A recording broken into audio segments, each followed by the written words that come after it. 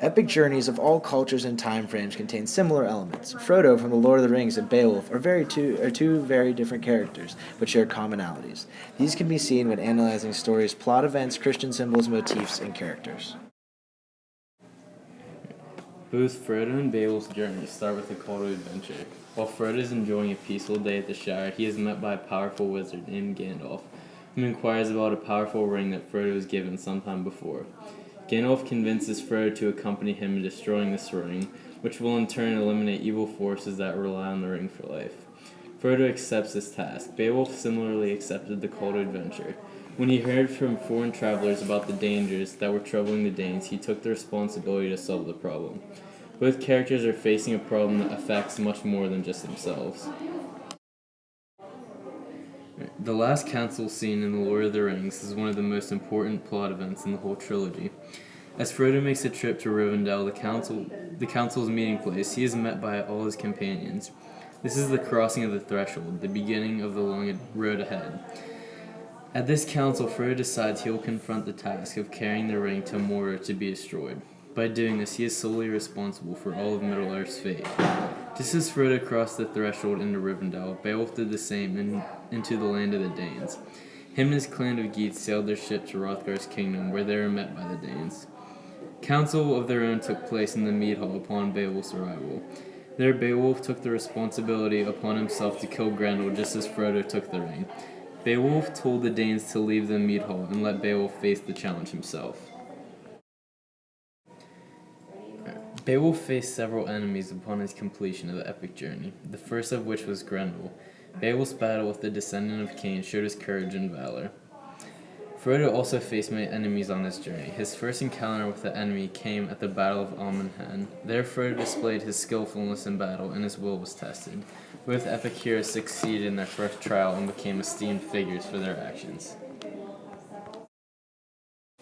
Shortly after, both heroes had to face the dark forces beneath the Earth's surface. Beowulf swam beneath the Black Lake to enter into Grendel's mother's underground home. She proved to be a much more dangerous enemy than her son. Frodo and his companions had to take a secret mountain pass to enter into the mines of Moria. There they faced a Belgdrom, which was more difficult to defeat than the orcs at Amon Hen. Every epic hero is faced with a final challenge, one of much greater importance than those before it. Frodo met this challenge when he reached Mount Doom. This was his intended destination from the start, but he could never imagine the greatest force that stood in his way. He faced many evil creatures leading up to that point, but his temptation proved to be more challenging to overcome than any monster. The ring's power corrupts the minds of those who carry it and makes any man obsess over it and become addicted to its presence. After carrying this ring for months, Frodo had to use all of his willpower to destroy it by throwing it into the molten lava below him. His carrying out of the task showed that he overcame evil, and his name will live out for his deeds to all who live in Middle-earth. Beowulf's final task left the same legacy for those around him. He slayed a mighty dragon to ensure the safety of his people, and also so his name will live on after death. He was successful in this. He slayed the dragon, but in turn lost his own life. Both heroes will be remembered for what they did for humanity. Mount Doom is the place where the ring was born, but it also the only place where it can be destroyed. Mount Doom represents the darkness and weakness, even in those who have the best intentions. It shows that even the most determined person cannot resist the temptation of the ring. Mount Doom is like the dragon's cave because it is where both heroes meet their match at the end of the epic. Anduin is the river that divides Gondor and the Mordor.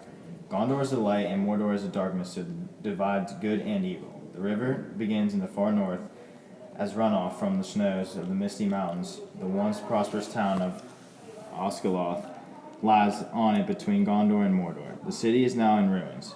It provides a gap between the light and darkness. It relates to Beowulf because it is like the lake that separates Grendel's mother's home and the outside world. It is like the edge of the lake because the lake is full of evil, and outside the lake is where the Danes live. The Shire is the home of the hobbits. It is exactly like Geatland and Beowulf. They are both homelands of the main characters in the story. The Shire is a calm and peaceful place. The story starts and ends here as Beowulf begins and ends in Geatland. The Shire is relatively unaffected by War of the Ring, where the hobbits went about their daily business without a second thought about what was happening in the outside world. Rivendell is an elven city on the western edge of the Misty Mountains. It is considered the last homely house in Middle-earth. Gandalf believes that the ring will be safe here when Frodo arrives with it. The last council is held here as well. The leader of Rivendell is Elrond, the half-elven. The last council decides that the ring will be taken to Mordor to be destroyed. Frodo steps up during the debate to volunteer to take the ring to Mordor. Rivendell is like Harad and Beowulf. Harad is a big meat hall for the Danes. Rivendell is the largest place for the elves. Gondor is the nation of men neighbors to their allies, Rohan. Gondor has been the front line of the war against Mordor. During the final battles, Gondor loses Osceoth, is sitting on the river Anduin. The final major battle of the Third Age occurs at their capital Minas Tirith, a massive walled city with 7 levels. Gondor is the home of men, as it is Danes' land. The Danes live near the enemy Grendel and his mother, which is separated by the lake or its bank. Like Gondor, it separates from Mordor by the river Anduin. The nation experiences lots of death from the hands of the evil, like the Danes feel from the Grendel and his mother. The Greyhavens are an elven port on the most western edge of Middle-earth.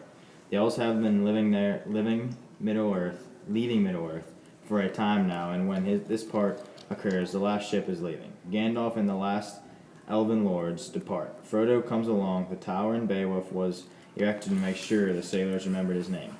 Frodo gives Sam the Red Book, which details his uncle's journey 60 years earlier, and their journey together to destroy the ring. This is how Frodo decided to have people remember him. Mordor is the land of the shadow. Sauron resides here and breeds his large armies for war. Mordor is the home to many monsters and creatures. The final battle to destroy Sauron takes place outside the Black Gates, the entrance into Mordor. Mount Doom is located near the Eye of Sauron, a large tower with a fiery eye on top. The landscape is blackened with volcanic ash. This is where the final challenge takes place for Frodo. This relates to the Dragon's Cave in Beowulf. That is where Beowulf faces his final challenge. This also can be related to Grendel's mother's home with similar hellish landscapes. Water and purification. Throughout The Lord of the Rings, water serves as a life-saving force for beings of Middle-earth. In the movie, Gandalf and Aragorn are saved from death after a long fall into a body of water. Not only is the water in The Lord of the Rings viewed as a source of purification, but it is also a form of devastation. Frodo, the ring-bearer, is rescued from the Ringwraiths by elf princess Arwen and is able to escape the clutches of death by using her elvish powers to create a catastrophic tidal wave that defeats the Wraiths. Much like The Lord of the Rings, water is seen as a source of purification and destruction in Beowulf as well. In Beowulf, Grendel's mother's dwelling place is deep beneath the water's surface. In order for Beowulf to defeat Grendel's mother, he must first fight off the multitude of monsters that also reside in the lake. Light and darkness. In The Lord of the Rings, light is seen as a source of good. The coming of dawn always brings hope and gladness into the hearts of the dwellers of Middle-earth, while the darkness brings fear and evil. Sauron covers Mordor with a thick cloud for his own protection, and his powers are strongest in the darkness as well. Similar to The Lord of the Rings, in Beowulf, the light is a force for good and the darkness stands as a force for evil. Grendel caused people to fear the darkness of night. Grendel would use the cover of the night to invade Harad, snatching up soldiers and feasting on their flesh, and draining the blood from their bodies. Good and evil. In The Lord of the Rings, the distinction between good and evil is made very clear. Gandalf the White, a force for good, as well as Lady Galadriel, both help the hero Frodo on his quest to destroy the ring. Gandalf provides Frodo with counsel and protection throughout the journey, while Lady Galadriel gives Frodo the light of Elbereth, which helps him to see light even in the darkest of places. All of Mordor and those who serve Sauron are forces for evil. The ring itself is a force for evil. Created by Sauron and Mount Doom, the ring was used to crush his enemies, and all those who use the ring become corrupt by its evil powers. Just as Gandalf and Sauron are forces for good and evil in The Lord of the Rings, Grendel and Beowulf stand for forces of good and evil in Beowulf. Grendel, a hideous creature and a descendant of Cain, was created from a multitude of monsters that were cast out by God himself. Jealous of the Danes always holding celebrations in the Hall of Harad, Grendel decides to take its anger out on the Danes by wreaking havoc on them. Beowulf, a force for good in the epic, hears of the distress the Danish people are in and decides to help them by defeating Grendel. After a night of terror, Grendel is slain, and Beowulf is seen as the ultimate warrior and hero in the eyes of the Danes. In The Lord of the Rings, the ring is an important symbol. The ring can illustrate how evil can entice and enslave. Gold rings are a privilege to wear. With the ring on your finger, you express your devotion and loyalty to the owner. The ring is a symbol of power and success. Having the ring means you have total power over everyone. In The Lord of the Rings, the ring only continues to grow stronger. Darkness is said to be one of the film's most dominant themes. No matter how much evil there is in the world, there is always some good worth fighting for. In The Lord of the Rings, darkness is symbolized as evil in the universe. Sauron and Morgoth are referred to as the evil characters in The Lord of the Rings. In Beowulf, Grendel, Grendel's mother, and the dragon are all related to darkness and evil characters. Frodo risks his life to save others. At first, he does not seem up to the task to risk his life for others. He is chosen to do so, as all of us are chosen as a part of God's plan. In Beowulf, Beowulf was chosen by God to go on a journey to slay Grendel. This was God's plan for Beowulf, and he successfully accomplished his mission. God has a plan for every single human on earth, just like he had a plan for Frodo and Beowulf. One motif in The Lord of the Rings is the temptation of the ring. The ring is the motivation of all the actions the characters take in The Lord of the Rings. All characters pursue the ring, and everyone is seeking the ring.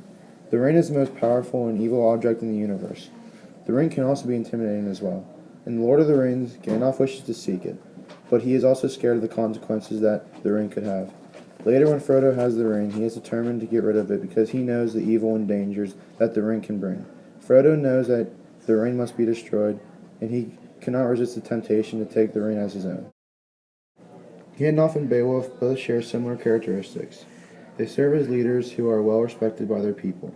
Gandalf gets killed and then returns to lead the rest of the Fellowship. In Beowulf, Beowulf dies for his people, like Jesus Christ did. Also, Aragorn can be compared to Beowulf. In combat, Aragorn expresses great bravery. Aragorn will never back down from a challenge that faces him. Aragorn slays Gothmog, who is the orc general of the army of the Witch King. This can be compared to when Beowulf showed bravery for the Danes when he kills Grendel and his mother. Beowulf later slays the dragon, and then he dies. He died for his people, which symbolizes the passion and care that Beowulf had for his people. Another thematic motif in Lord of the Rings is dark versus light. In Beowulf, the Geats and the Danes represent the light. Grendel, his mother, and the dragon all symbolize darkness. In The Lord of the Rings, Morgoth symbolizes darkness. Morgoth is the ruler of all evil. Morgoth is the first Dark Lord and is the master of Sauron. Frodo symbolizes the light in The Lord of the Rings. Frodo is sent to protect his people from evil. He will do anything it takes to keep his people protected. Beowulf is willing to protect his people at all costs as well. Later in the story, Beowulf dies for his people, which exemplifies his good deed nature and makes him the protagonist. Frodo is the hero in The Lord of the Rings. He volunteers to carry the one powerful ring, creation of Sauron, to Mordor, the place of his creation. Frodo experiences many hardships along the way, including a stab wound from the Witch King in Nazgul in Sauron's service. Beowulf and Frodo both play the same part in different stories. Frodo makes many sacrifices to make it and completes an impossible quest. Gandalf is a wandering wizard who acts as a mentor to Frodo, our hero. He led a journey 60 years earlier with Frodo's uncle, Bilbo. Gandalf fights the extreme forces of Sauron like his Nazgul, the Witch King, and Saruman. Gandalf is to Frodo as Hrothgar is to Beowulf. Both act as mentors to the respective heroes. Hrothgar praises and offers advice to Beowulf on Grendel and Grendel's mother, as Gandalf does about Sauron and the journey. Saruman is the leader of the White Council and commands the Tower of Orthanc. Saruman was once good but decided to search for the One Ring and forged an alliance with Sauron. Saruman is the Grendel of The Lord of the Rings. Saruman is the first to attack the Fellowship and try to destroy Rohan and its allies. Grendel terrorizes the Hall of Herod, as Saruman terrorizes the Fellowship and Rohan. Sauron is the primary antagonist in The Lord of the Rings. He rebuilt his armies and now threatens to cover the world in darkness. The dragon in Beowulf compares to Sauron as the greatest challenge to overcome. Beowulf has help of Wiglaf to kill the dragon, as Frodo has Sam to help him destroy the ring and kill Sauron. Sauron is an impossible foe to kill. His only way to destroy him is to travel to Sauron's realm of Mordor, which is filled with orcs and goblins. The Fellowship of the Ring helped Frodo at the beginning part of his journey until it split on Amenhen. The Fellowship acted as Frodo's allies, as the Geats were Beowulf's allies against Grendel. The Fellowship was made from different races and places to help destroy the ring. Elrond is the Lord of Rivendell. He is from the first age of Middle-earth. Elrond decides with Gandalf to hold the last council to decide the fate of the ring. Elrond is the herald of the story. He brings the large call to adventure to Frodo. From these similarities, it is seen that the two epic stories have many common elements. These elements include plot events, symbols, motifs, and characters, which are all necessary for an epic story.